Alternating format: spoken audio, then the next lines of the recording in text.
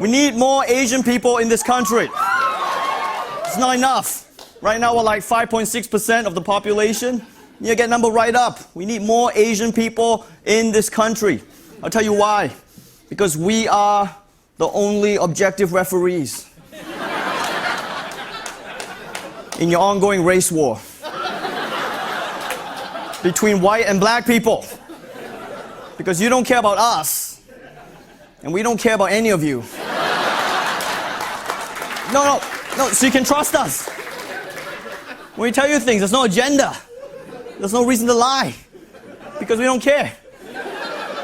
Like lately, there's been a lot of skirmishes between white and black people. White people calling the police on black people for very innocuous activity, like barbecuing in the park or entering your own homes, right?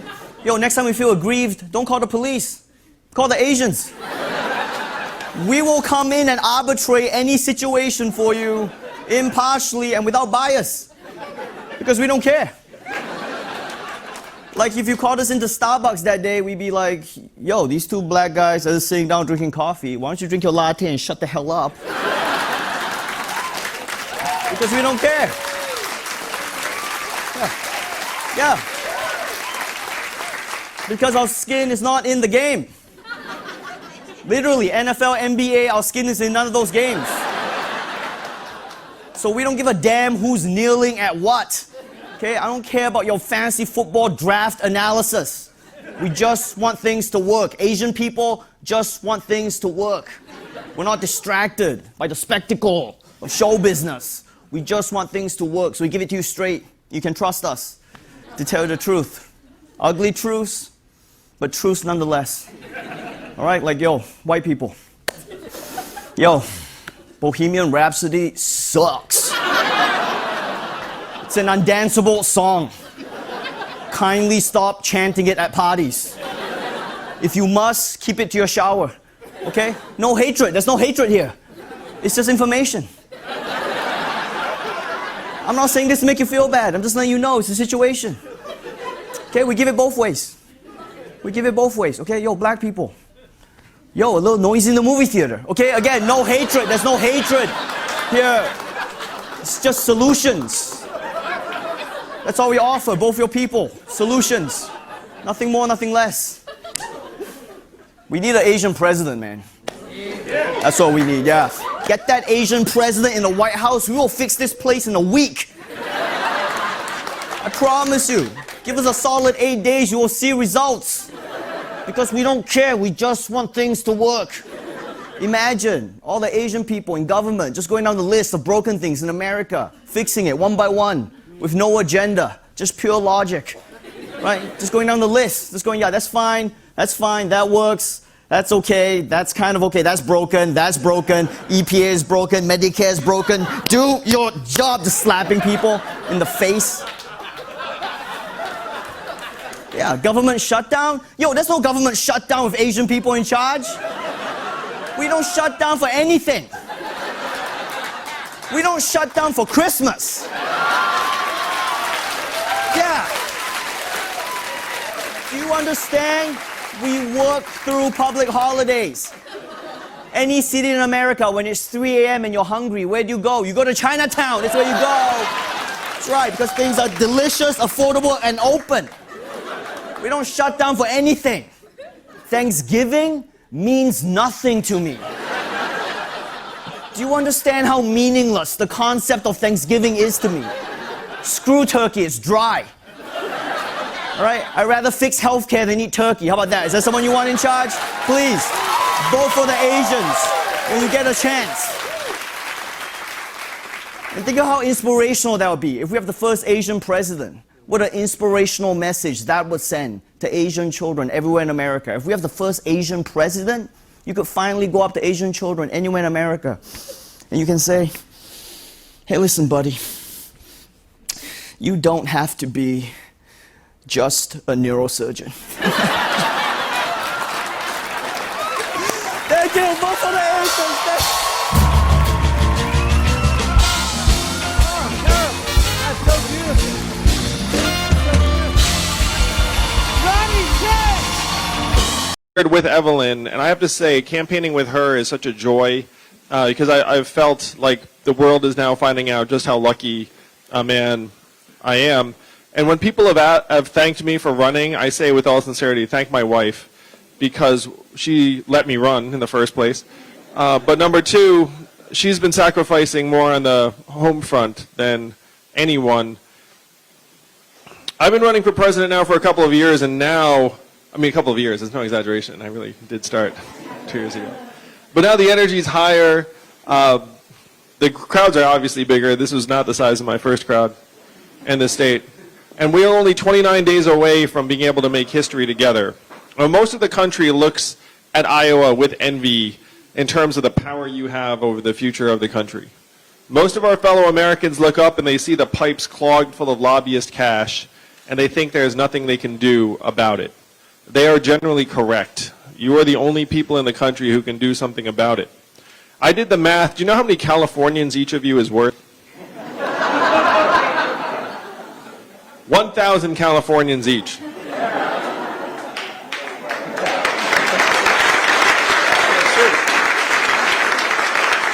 So if you look around this cider house, what is the fire code in this building? Just want to make sure. I'm going to give a Trumpian estimate. There are 900 people in this room. No.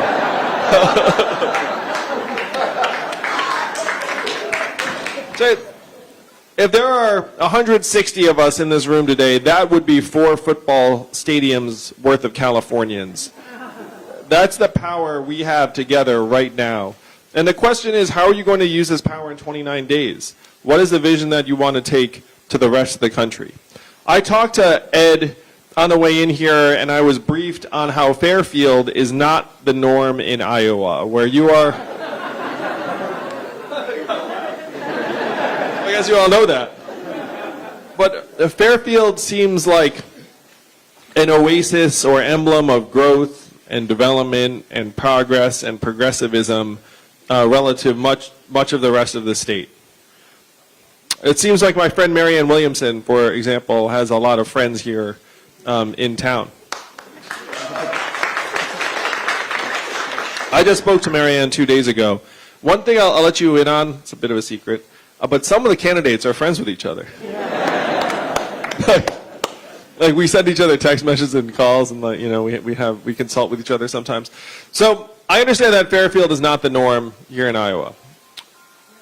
Iowa traditionally has been a very purple swing state. And yet Iowa went to Donald Trump by more than 8 points in 2016. And it sounds like you reacted the same way I reacted when Donald Trump won, which was shock, dismay, despair. But here in Iowa, you have many friends and even family members that celebrated his victory. That has to be the case because, again, he won the state by 8 points. And so you would have to know people that supported Trump's win. If you turned on cable news, why would you think that Trump won in 2016?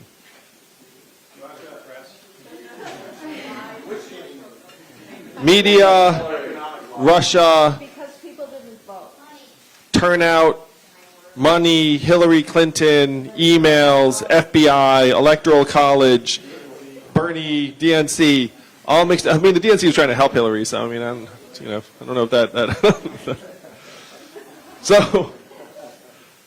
So that's the set of reasons presented to us all on the news networks. But Fairfield, I'm a numbers guy, and I went through the numbers and found a very clear and direct explanation as to why Donald Trump won Iowa by 8 points, why he won Michigan, Ohio, Pennsylvania, Wisconsin, Missouri.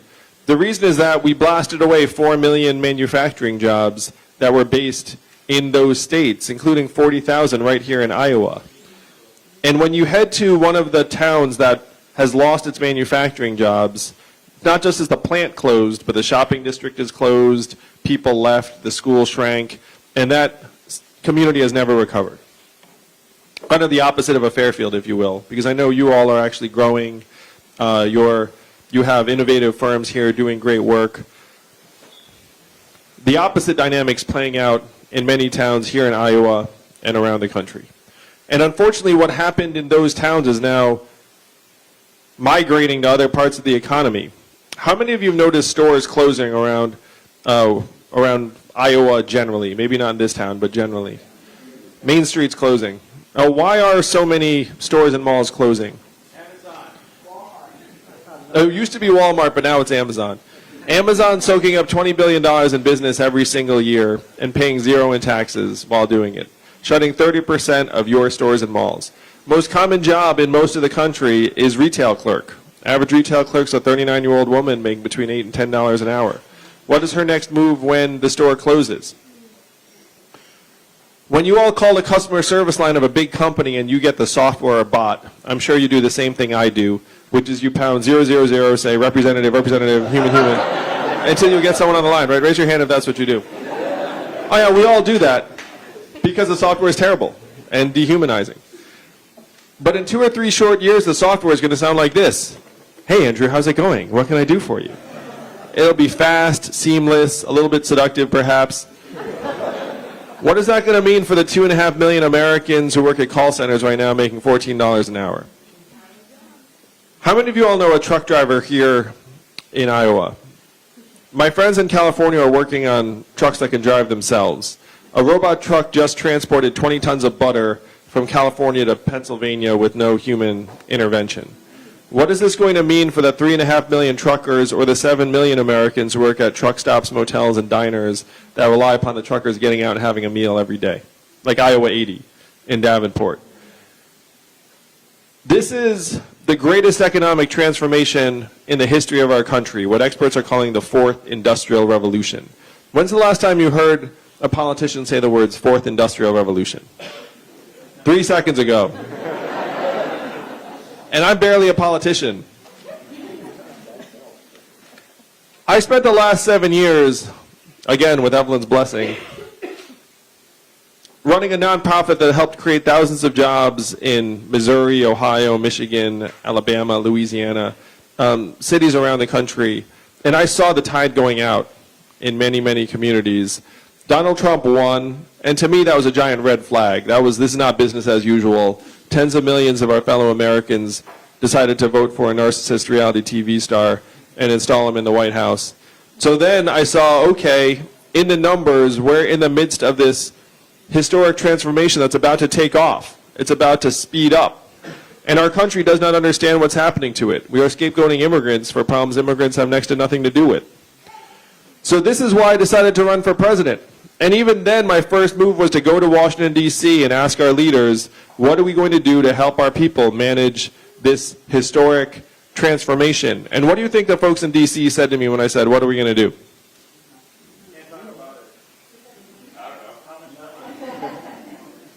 Now, the 3 main responses I got were, number 1, we cannot talk about this, Andrew.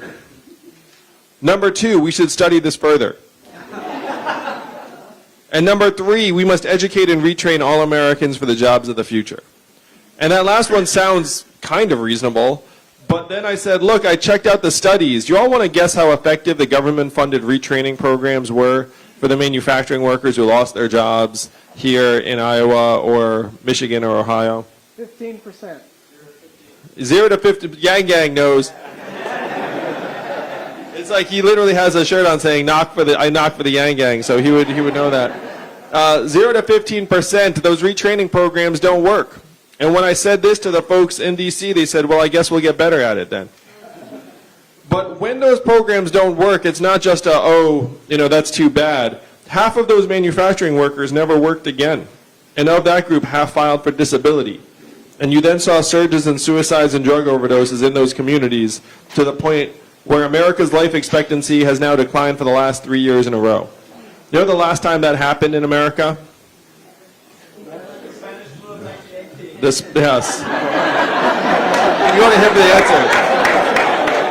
I like it. The Spanish flu of 1918. A global pandemic that killed millions. You have to go back 100 years to find another time in American history where our life expectancy declined like this.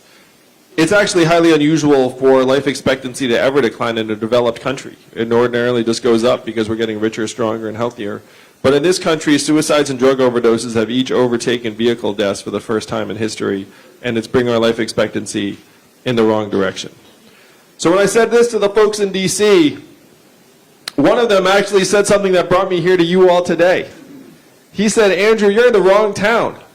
No one here is going to do anything about this because fundamentally this is a town of followers and not leaders. And the only way we will do anything about it is if you were to create a wave in other parts of the country and bring that wave crashing down on our heads. And I looked at him, I said, challenge accepted. I will be back in 2 years with the wave.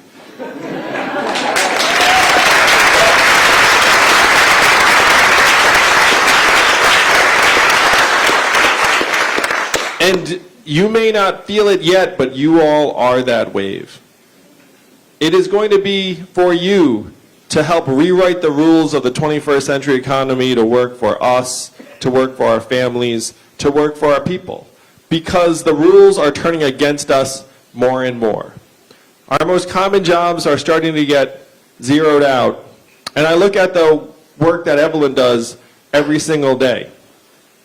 How much does our economic measurement system right now value her work staying at home with our 2 boys, one of whom is autistic? Zero. Zero. And it's not just her, it's stay-at-home parents around the country, it's caregivers like Kyle.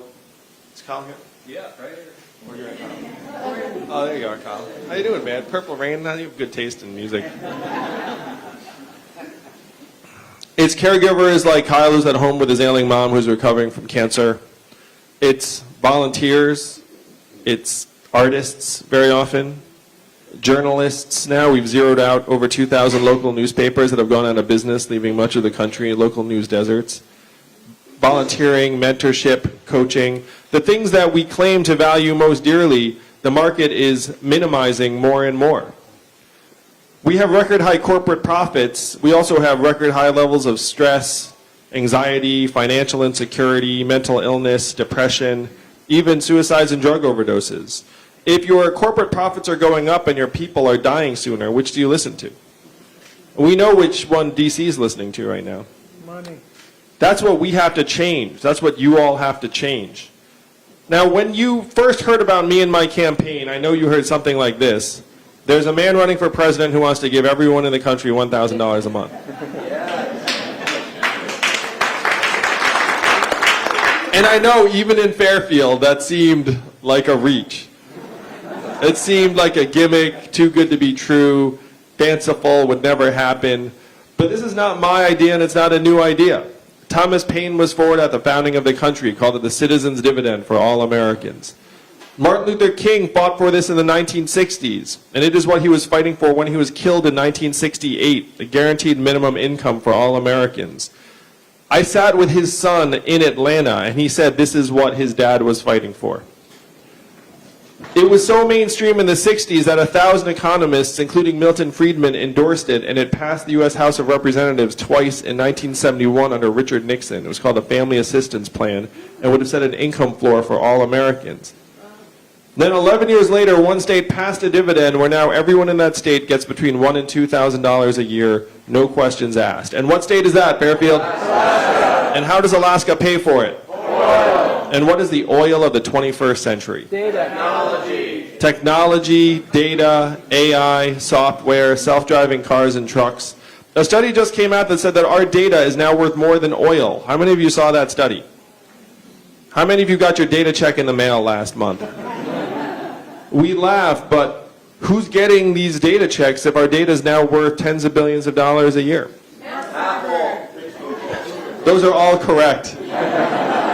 Facebook, Amazon, Google, Apple, the trillion-dollar tech companies that are paying zero or next to zero in taxes. That's the game.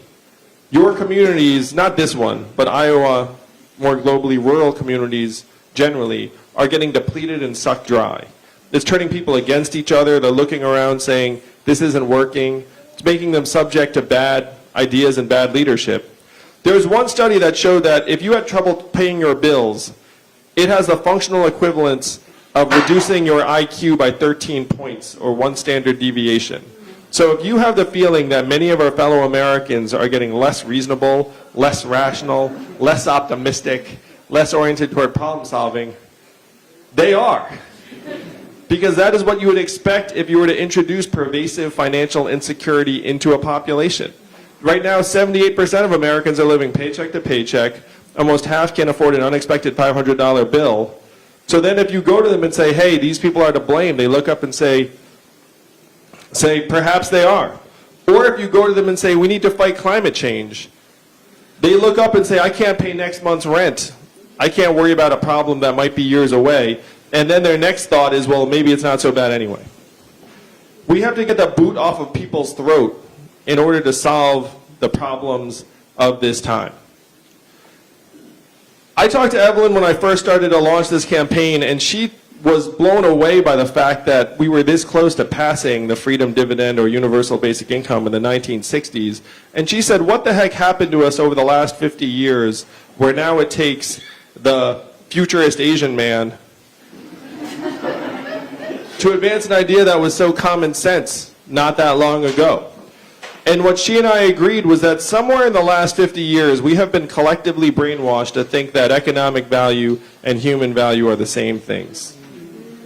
And it is your job to dispel that confusion for the American people and let them know that we and our children have intrinsic value as Americans, as citizens, and as human beings.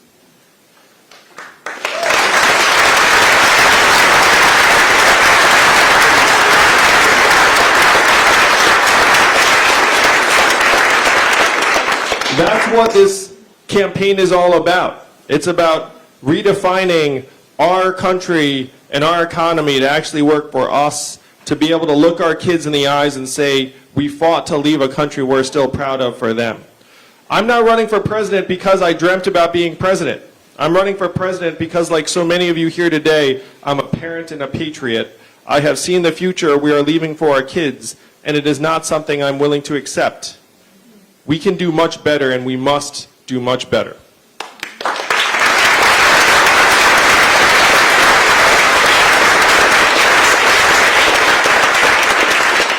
If you want to take this vision to the rest of the country, we need you to caucus for this campaign in 29 days.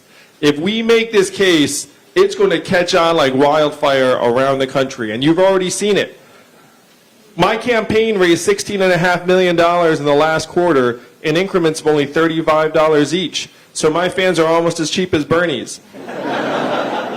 But there's zero corporate PAC money, all grassroots, all money from the people. Because the people see that we need to reclaim control of our own government and remake this economy so that it will work for us. If you were born in the 1940s in this country, first, congratulations, because that's already a pretty good run. But if you were born in the 1940s in this country, there was a 93% chance you were going to be better off than your parents were. That's the American dream that brought my family, brought Evelyn's family to this country.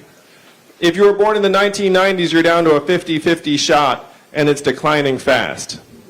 That is how Donald Trump won. That is why we feel like our kids are inheriting a future that is less stable and less secure than the lives that we have led as their parents.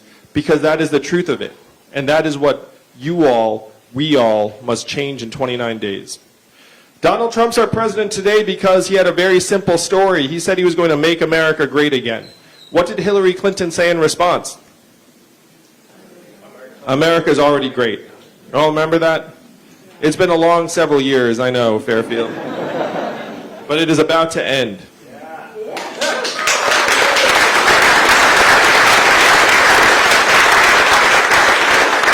Hillary's response did not work because it failed to acknowledge the depth and reality and severity of the problems in our communities.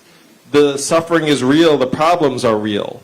But what were Trump's solutions? He said we're going to build a wall, we're going to turn the clock back, we're going to bring the old jobs back. Fairfield, you know we have to do the opposite of these things. We have to turn the clock forward. We have to accelerate our economy and society to rise to the real challenges of this era. We have to evolve in the way we think about ourselves and our work and our value. I'm the ideal candidate for this job because the opposite of Donald Trump is an Asian man who likes math. Thank you all very much.